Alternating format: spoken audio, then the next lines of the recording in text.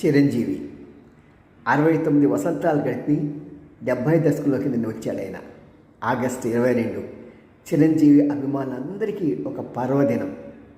మరి 70 దశకంలోకి వచ్చి కూడా ఈయన 20,000 కుర్రోడ్లాగా ఉంటాడు. అది ఎలా సాధ్యం? యద్భావం తద్భవతి అంటారు. మనసులో కనుక నేను కుర్రవాణ్ణి అని అనుకుంటే మన కుర్రోడ్లాగా ఉంటాం.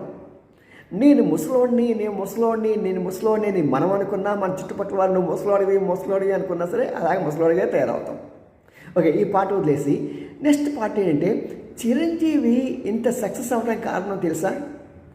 ఒకటి డైరెక్టర్లు కానీ నిర్మాత వాళ్ళని కానీ నా వలన వాళ్ళు నష్టపోకూడదు, వాళ్ళకి ఏది కావాల్సి వస్తే వాటిని నేను ఇవ్వాలి అని పూర్తిగా మనసా వాచ కర్మేణ ఇష్టపడుతూ చేసిన వ్యక్తి కాబట్టి సక్సెస్ చూశారు.